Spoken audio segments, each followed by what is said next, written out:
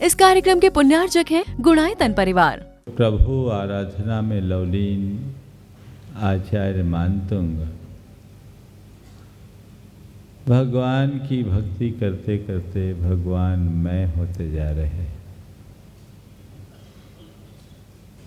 विगत छंद में कहा कि भगवान आपके संस्तवन से जन्म जन्मांतरों के बंधे हुए पाप क्षण भर में विनष्ट हो जाते हैं। आप पाप विनाशक हो। अब वे कहते प्रभु आपकी महिमा तो अचिंत्य है, आपके विषय में मैं क्या कहूँ। संस्तवन तो बहुत दूर की बात है। आपका नाम लेने मात्र से सबका काम हो जाता है।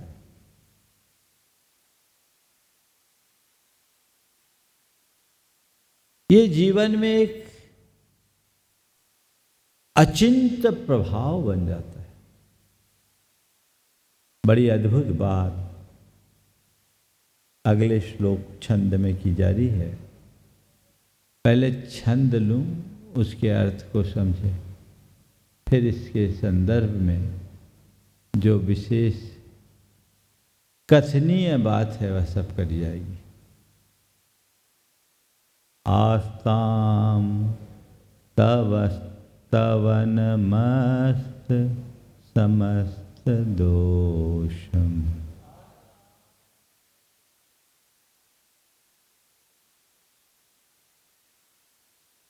आस्ताम तव स्तवन मस्त समस्त दोषम।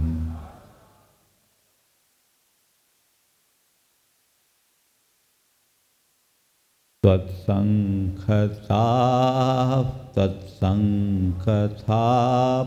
जगतां दुरितानि हन्ति।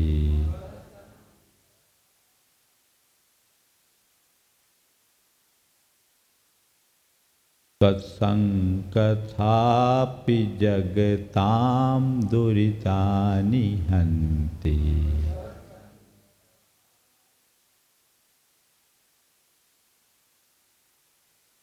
दूरे सहस्र किरणः कुरुते प्रभैव।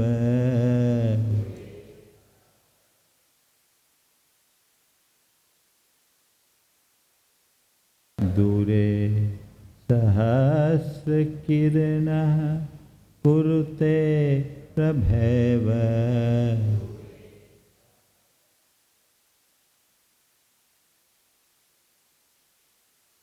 पद्मा करे सुजल जानि विकास भांजी।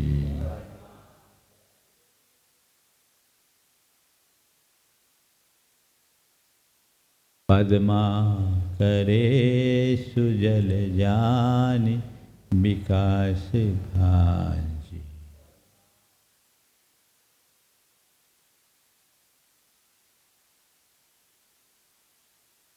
कह रहे हैं हे भगवान, तौ अस्त समस्त दोषम स्तवनम। अस्त समस्त दोषम, सब दोषों से रहित। तव स्तवनम, आपका स्तवन। दूरे आस्ताम, दूर रहे। एक तरफ आपका दोष रहित स्तवन तो अलग ही बात है। आस्ताम, दूरे आस्ताम, दूर रहे। तत्संकथापि, तत् आपकी कथा, आपका नाम स्मरण भी, आपका नामोल्लेख भी, आपका नामोच्चार भी, आपका नाम सुमिरन मात्र भी जगताम, प्राणियों के दुरितानि हन्ति, पापों को नष्ट कर देता है। दोष रहित स्तवन की बात तो बड़ी दूर रहे। आपका नाम स्मरण मात्र भी प्राणियों के पापों को नष्ट कर डालता है। यानी आपके नाम लेने मात्र से पाप कट जाते हैं। फिर उदाहरण कितना अच्छा है, दूरे सहस्त्र किरण प्रभैव कुरते पद्माकरे सुजल जानी विकास भांजी प्रभा एव कुरते। सहस्त्र किरणा दूर है, दूरे सूरज तो दूर रहे, पद्माकरेसु सरोवरों में, जल जानी यानी कमलों को, विकास भांजी यानी खिलाने का काम, प्रभा एव कुरुते यानी उसके किरणें ही कर देती है।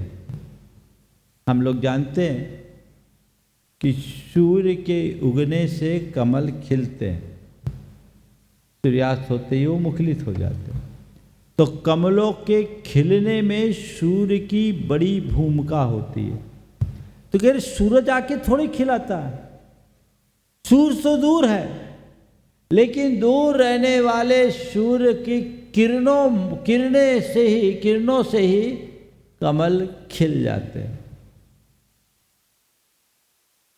ये तो उसका सामान्य अर्थ हुआ। बहुत कुछ इसमें अर्थ निकलता है। सबसे पहले जो इसकी पहली पंक्ति है उसका एक नया अर्थ भी निकाला जाता है।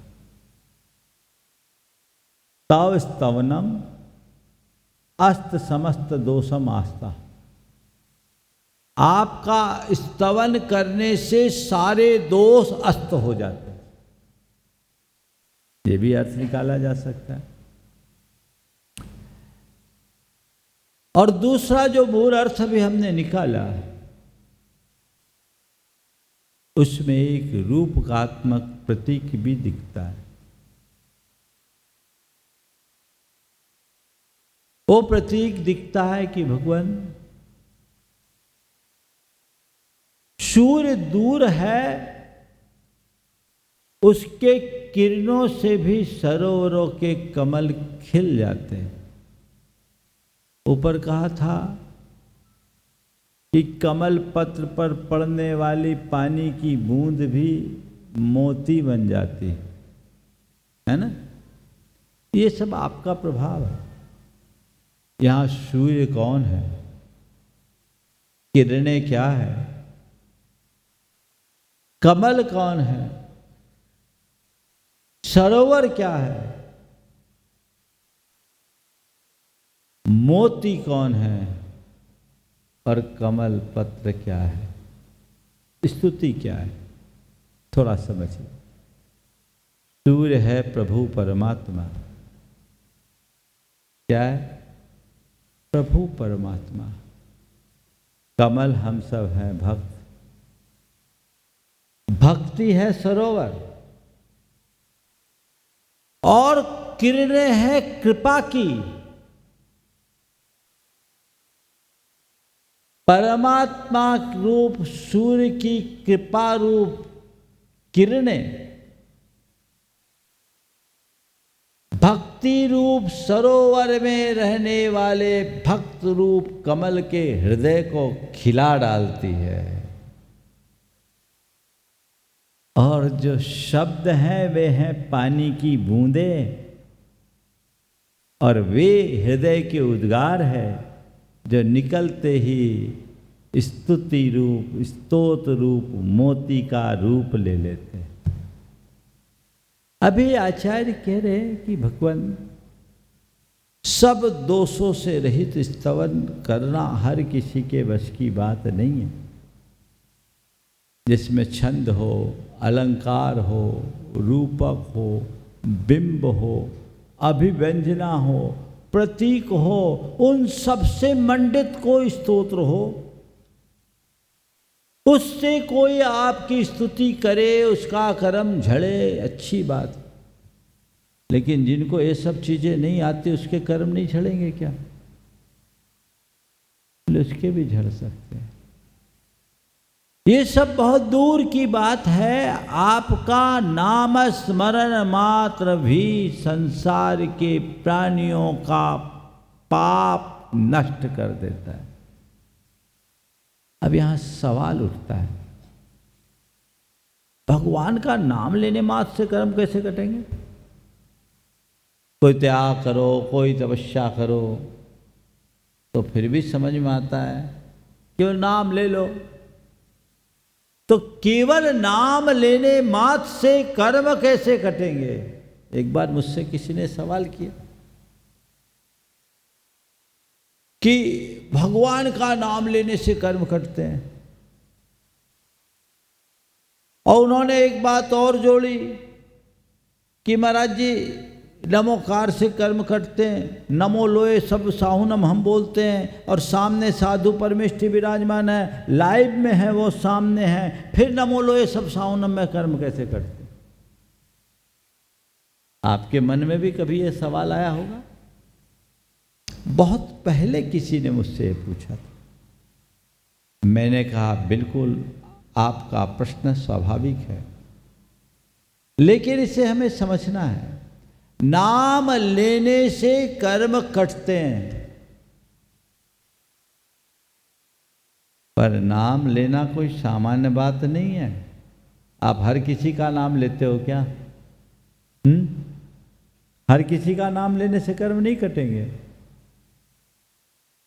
हर किसी का नाम लेने से कर्म नहीं कटते, भगवान का नाम लेने से कर्म कटते हैं। अब भगवान कौन होते हैं?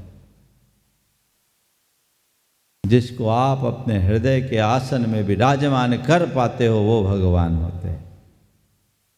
जिसे आपने अपने हृदय आसन में विराजमान कर लिया, उसी का नाम लिया जाता है। और जब उसका नाम लेते हैं तो हमारा मन विशुद्धि से भर उठता है, और जब हृदय में विशुद्धि होती है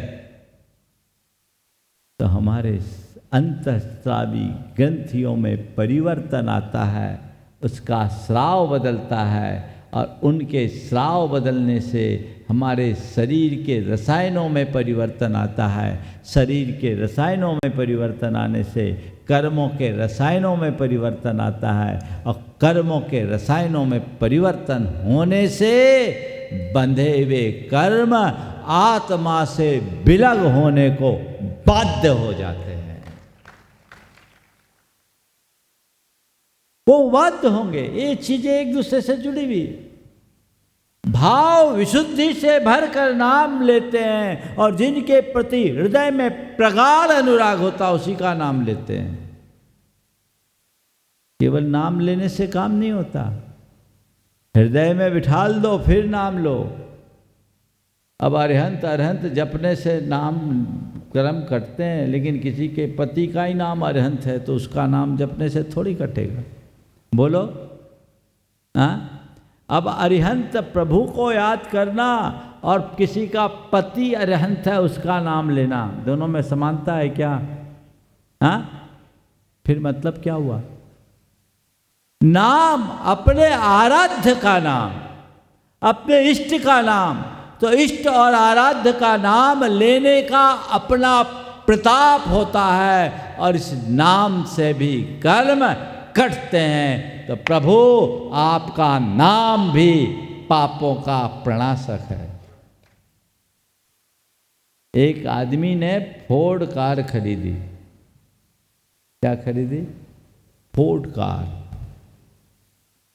फोर्ड कंपनी की कार उस समय बहुत विशिष्ट कार मानी जाती थी। फोर्ड कार खरीदी, शोरूम से निकाला, और 5 किलोमीटर में कार बंद हो गई। 5 किलोमीटर में कार बंद हो गई। चेक किया गया कि भाई क्या बात है, सारे इंजीनियर्स ने चेक किया, कार में कोई खराबी नहीं, तो कार ऑटोमेटिक बंद कैसे हो गई?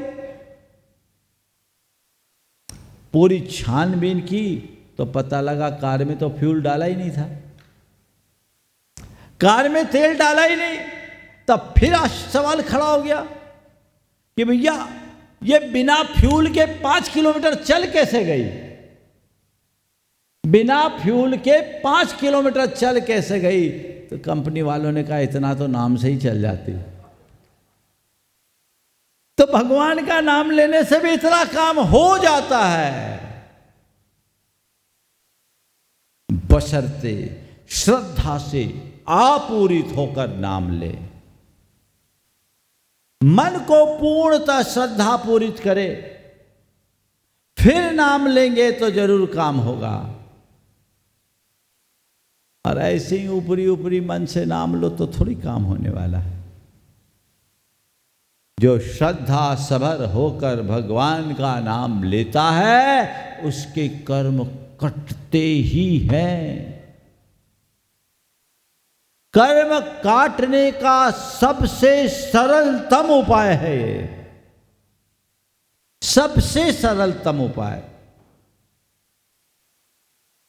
आपसे त्याग तपस्या नहीं हो सकती, कोई चिंता नहीं। आप व्रत उपवास नहीं कर सकते, कोई परवाह नहीं। आप दान धर्म नहीं कर सकते, कोई फिक्र नहीं। भगवान का नाम भर ले लो, तुम्हारा काम बन जाएगा।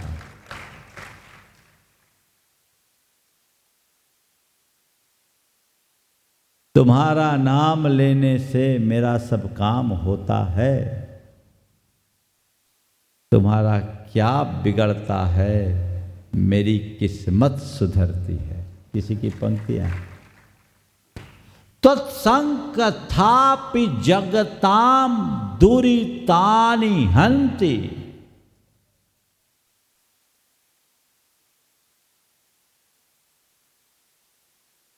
भगवान का नाम लेने से पाप कटता है। देखो, भगवान का नाम लेने से हमारे साथ एक ही काम नहीं होता, 4 काम होता है। पाप से बचते हैं, पाप कटता है। क्या हुआ? पहला काम पाप से बचना, दूसरा काम पाप का कटना, तीसरा काम पाप का छूटना, और चौथा काम पुण्य का बंधना। क्या क्या बोला मैंने? पाप से बचते हैं, पाप कटता है, पाप छूटता है, और पुण्य बंधता है। कैसे बचते हैं पाप से? भगवान का नाम लेने से पाप से कैसे बचते हैं बता दूं? अब बताना ही पड़ेगा महाराज, हम आए इसीलिए। जितनी देर भगवान का नाम लेते हो, विषय कषायों से दूर होते हो कि नहीं? हाँ, उतनी देर पाप से बचे कि नहीं? बोलो। तो भगवान का नाम तुम्हें पाप से बचाता है कि नहीं? बचाता है। जोरदार स्वागत करो। पाप से बच गए? तो पाप से बचना चाहते हो? बोलो। तो क्या करना है? भगवान का नाम लेना है ना? तो लेना शुरू कर दो। भगवान का नाम लेने से पाप से बच गए। ठीक। फिर इतना ही नहीं, पाप कटता भी है। पाप कैसे कटता है सो भी हम बता चुके। पाप कटता है जब भगवान का नाम भाव विशुद्धि पूर्वक हम लेते हैं, हृदय में विशुद्धि का भाव जगता है, और बढ़ी हुई उस विशुद्धि के प्रताप स्वरूप हमारे अंतर का सारा पाप कटने लगता है। ठीक है, इसमें भी कोई बात नहीं है, तो आप मान रहे। कटना ही नहीं, पाप छूटता भी है। मतलब भगवान का नाम लेने से भगवान के प्रति अनुराग बढ़ता है। बढ़ता है कि नहीं बढ़ता? बोलो। जितनी हम भगवान का जितना जितना नाम लेते हैं, भगवान से उतना उतना अनुराग होता है, और जितना जितना भगवान से अनुराग होता है, उतना उतना विषयों से वैराग होता है। भगवान की अनुरक्ति ज्यों ज्यों बढ़ती है, विरक्ति का भाव बढ़ता जाता है। और विरक्ति है क्या? पाप को छोड़ने का नाम ही तो विरक्ति है। इसी का नाम तो वैराग्य है। तो भगवान का नाम लोगे, भगवान के प्रति अनुराग बढ़ेगा, उसमें जितनी प्रगाढ़ता आएगी, पाप का लगाव घटेगा, विषयों से आसक्ति मिटेगी। आसक्ति ही पाप है, और वो ज्यों ज्यों मिटेगी पाप छूटेगा। छूटेगा कि नहीं? हाँ, तो भगवान के नाम लेने के कौन कौन से फायदे हुए? पाप से बच गए, पाप कट गया, और कटा ही नहीं, पाप छूट गया। जो प्रभु का दास होता है वो धीरे धीरे विषयों से विमुख हो जाता है, पाप छूटना शुरू होता है। और फिर जब भगवान का नाम लेते हैं, हृदय में विशुद्धि बढ़ती है, उनके प्रति अनुराग बढ़ता है, तो फिर पुण्य भी बढ़ता है। बढ़ता है कि नहीं? हाँ, तो तत्संकथापि जगताम दूरितानि हंति की बात बैठी कि नहीं? हाँ, बैठ गई। तो अब क्या करोगे? भगवान का नाम लोगे कि नहीं लोगे? सबसे सरल उपाय है, लेकिन यही सबसे कठिन है। भगवान का नाम नहीं लिया जाता, बाकी सब ले लेते हैं। बल्कि महाराज क्या बताऊं, जिस समय भगवान का नाम जपना शुरू करते उसी समय दुनिया की बातें ख्याल में आती है ना, सबका अनुभव। हाँ, आती। उसी संस्कार को जागरूकता के बल से बदलना है। नहीं, मुझे अपने जीवन की धारा को मोड़ना है। दुनियादारी, गोरख धंधे, पाप प्रसंग में तो हम सदियों से लगे। उनसे हटकर जब परमार्थ में अपनी बुद्धि को नियोजित करते हैं, तभी जीवन को बेहतरी प्रदान करने में समर्थ हो पाते हैं। तो अपने जीवन को बेहतर बनाना है तो दुनियादारी से हटकर, पाप प्रसंगों से हटकर सत्कर्मानुष्ठान से जुड़ने का प्रयत्न करें, जो हम कुछ अच्छा कर सके। बहुत कठिन है।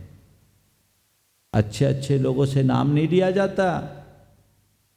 गुरुदेव के पास एक सज्जन आए थे, बहुत पुरानी बात है, मड़िया जी में। डॉक्टरों ने जवाब दे दिया।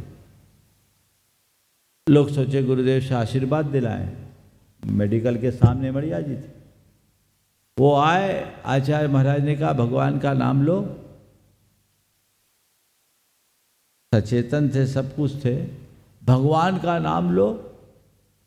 एक बार बोले कोई रिस्पॉन्स नहीं, दो बार बोले कोई रिस्पॉन्स नहीं, तीसरी बार जैसे गुरुदेव ने बोला भगवान का नाम लो, चीखते हुए, चिल्लाते हुए जोर से बोला, बोला नहीं जाता। आचार्य महाराज ने अपना सिर पकड़ लिया, संबोधा, गया काम से। घंटे भर बाद उसका खेल ही खत्म हो गया, चला गया। बिरले भाग्यशाली लोग होते हैं जिनका भगवान से अनुराग होता है और अंत समय तक नाम ले पाते हैं। तो नाम लो, नाम सुमरन का अभ्यास करो, सब छूट जाए, बस भगवान का नाम ही हमारे मन में रम जाए। देखो हमारे देश में एक परंपरा है, नोट गिनते हैं ना, तो शुरुआत कैसे करते हैं? राम, एक को राम बोलते हैं, राम, फिर 2, 3, 4, 5। महाजन लोग पहले ऐसे ही करते थे। अब आजकल के लोगों की कहानी,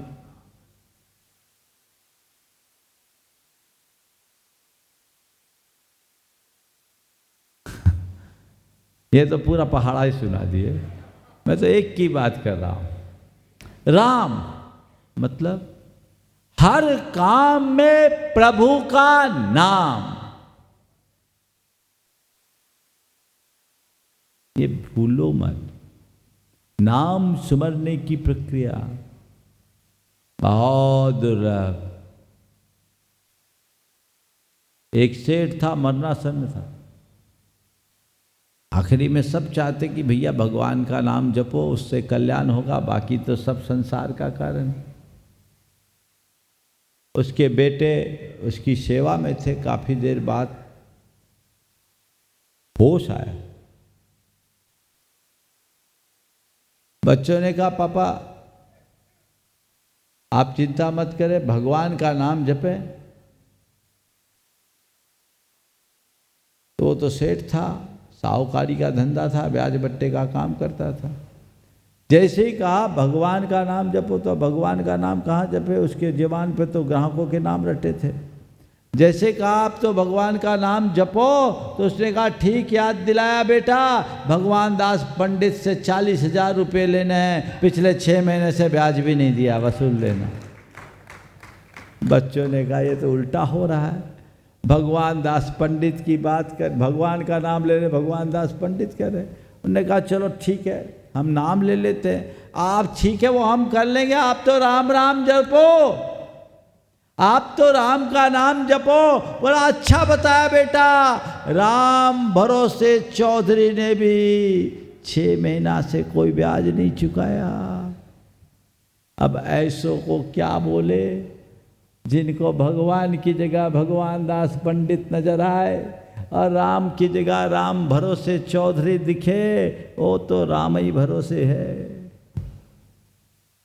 अभ्यास बनाइए, नाम स्मरण का अभ्यास बनाइए। ये जितना आप बनाओगे अंत में वही काम में आएगा। शास्त्रों के अनुसार अच्छे अच्छे ज्ञानी मुनियों को भी अंत में भगवान का नाम बहुत दुर्लभ होता है। इसलिए जीवन भर जो ये अभ्यास रखता है वही अंत में कर पाता है। अतः तत्संकथापि जगताम दुरितानि हंति की उक्ति को याद करो, इसे अचिंत्य फलदायी मानो। हम लोग जिन सहस्रनाम स्तोत्र पढ़ते हैं, सहस्रनाम में है क्या, भगवान का नाम ही तो है। ये नाम स्तवन, नाम सुमरन का सबसे श्रेष्ठ आधार आलम्बन है, कर्म काटने का माध्यम। पाप से बचना, पाप काटना और पाप से छूटना या पाप को छोड़ना चाहते हो तो भगवान के नाम का स्मरण करना शुरू कर दीजिए। आचार्य मानतुंग हमें यही सलाह दे रहे हैं। कदाचित लोग पाप से बचने के लिए या पाप काटने के लिए तो फिर भी भगवान का नाम ले लेते हैं, लेकिन ये बहुत नीचे की बात है।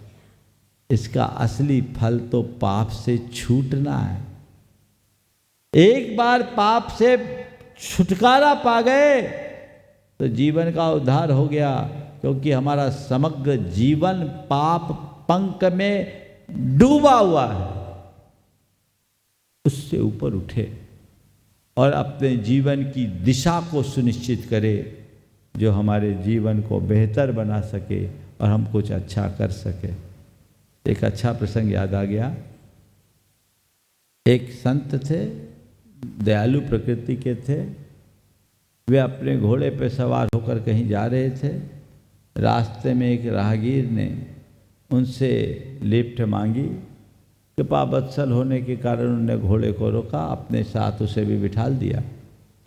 उसने कहा, महाराज आप तो साधु संत हो, ये घोड़ा वोड़ा से आपका क्या प्रयोजन, हम गृहस्थों के काम किए, आप घोड़ा हमें दे दो तो कितनी बड़ी कृपा होगी। संत ने मुस्कुराते हुए कहा, ठीक है मैं घोड़ा तो दे दूंगा, लेकिन एक शर्त है। बोले क्या? बोले यहाँ से जहाँ तक तुम्हें जाना है 3 मील दूर मेरा आश्रम है, तुझे 3 मील तक राम राम जपना होगा।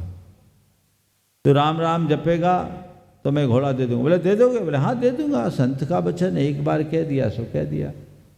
पर ध्यान रखना बेटा, राम राम जपना है, एक पल के लिए भी छूटना नहीं चाहिए। उस भगत ने कहा, अच्छा फंसाया है भोले बाबा को। 3 मील कितनी देर लगेगी इस घोड़े को जाने में? 5 मिनट में पहुंच जाएगा, और इतनी देर तो राम राम जपना है। अब वो घोड़े पर सवार हुआ। अब दिमाग में एक फितूर खड़ा हो गया, ये बाबा घोड़ा तो देगा, लगाम देगा कि नहीं? घोड़ा तो देगा, लगाम देगा कि नहीं? घोड़ा देगा, लगाम देगा कि नहीं? घोड़े की बात हुई, लगाम की तो बात हुई नहीं। घोड़ा देगा, लगाम देगा कि नहीं? राम राम राम राम राम राम। घोड़ा देगा, लगाम देगा कि नहीं? राम राम राम राम। घोड़ा देगा, लगाम देगा कि नहीं? ये दिमाग में फितूर निरंतर चलता रहा।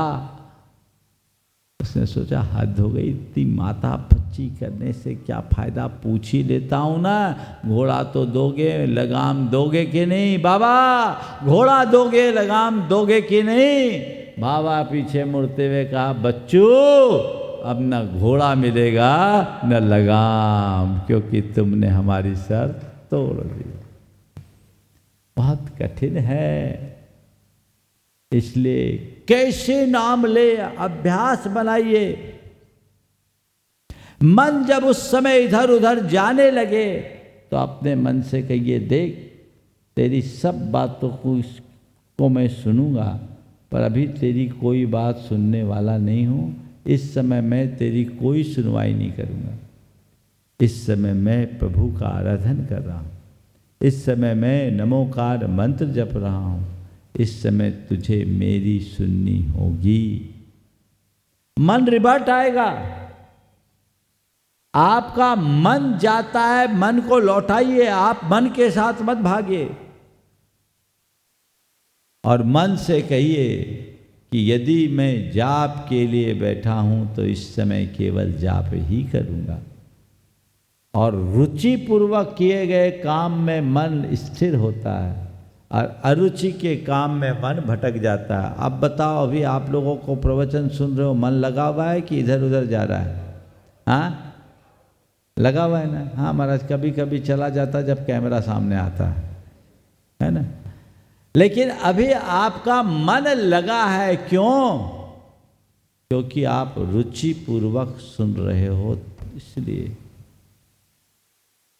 तात्पर्य यह है कि मन वहीं लगता है जहां आप लगाना चाहते हो। तो भगवान के नाम स्मरण में अगर मन लगाना चाहते हो तो रुचि पूर्वक नाम स्मरण करो, खाना पूर्ति से बचो। रुचि पूर्वक नाम स्मरण करें। अगर रुचि पूर्वक नाम स्मरण करेंगे तो सुनिश्चित तौर पर आपका मन लगेगा। अब अगला श्लोक, छंद। भगवान आपके नामस्मरण की बात आप तो और आगे क्यों? आप तो बहुत छोटी बात है। आप तो जो आपकी शरण में आता उसको अपनाते हो। अपनाना भी बहुत छोटी बात है। अपना बना लेते हो, बोले ये भी छोटी बात है। अपनाते ही नहीं, अपना ही नहीं बनाते, बल्कि अपने समान बना देते हो। और इसमें मुझे कोई आश्चर्य नहीं दिखता। क्यों नहीं दिखता? क्योंकि ऐसा होना ही है। बना देते हो, इसमें कोई आश्चर्य नहीं। आपकी शरण में आने के बाद कोई आप जैसा न बने, इसमें आश्चर्य है। पारस मणि के संसर्ग में आने वाला लोहा सोना बने, इसमें क्या आश्चर्य है? क्या आश्चर्य तो तब है जब लोहा सोना न बने। देखिए कितनी प्रेरक बात अगले छंद में कही जा रही। नातद्भुतं भुवन भूषण भूतनाथ।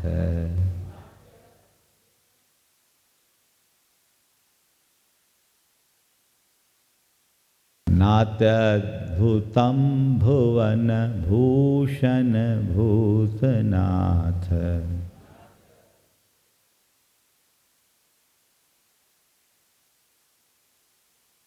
त्वत्संकथापि जगतां भूतैर्गुणैर्भुवि भवन्तमभीष्टुवन्तः।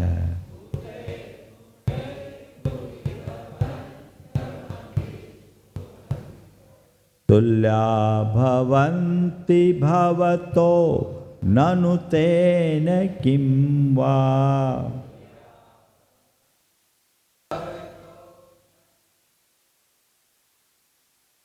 तुल्या भवन्ति भवतो ननु तेन किं वा।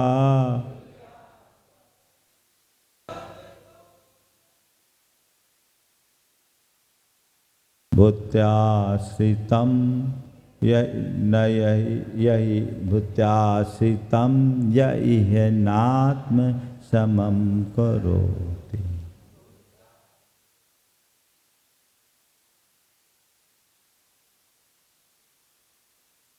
हे भगवान, न अति अद्भुतम, इसमें कोई अद्भुत आश्चर्य नहीं है। क्या? हे भुवन भूषण, हे तीन लोक के भूषण, हे भूतनाथ, हे प्राणियों के नाथ, न अति अद्भुतम, ये कोई अद्भुत कोई आश्चर्य की बात नहीं। क्या?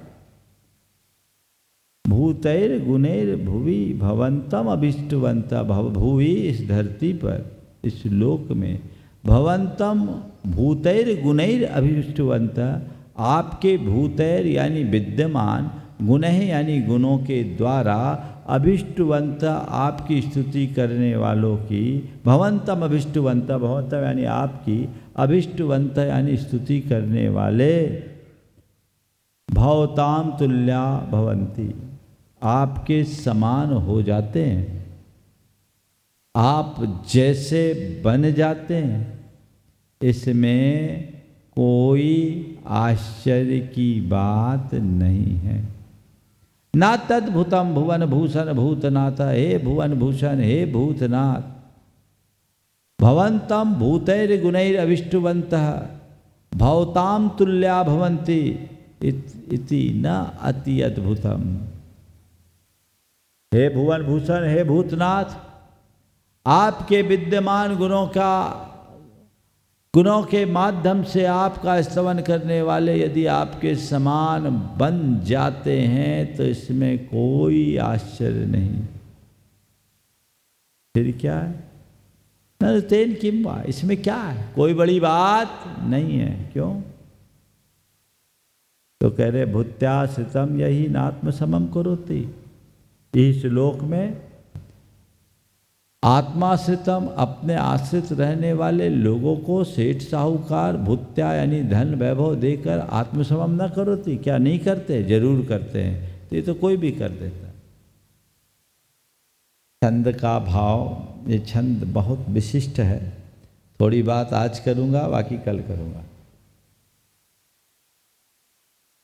देखिए, सबसे पहली बात कि भगवान आपके विद्यमान गुणों के द्वारा आपका स्तवन करने वाला व्यक्ति यदि आपके समान बन जाता है तो इसमें कोई आश्चर्य नहीं है। क्योंकि लोक में भी सेठ साहूकारों की कोई सेवा करता है तो वो अपना धन उसे देकर अपने समान बना लेता है। तो आप तो तीन लोक के नाथ हो, भुवन भूषण हो, भूतनाथ हो, ये तो होगा ही। होने में कोई आश्चर्य नहीं, न होने में आश्चर्य। इस भक्तामर में कई आश्चर्य। इस कार्यक्रम के पुण्यार्जक थे गुणायतन परिवार।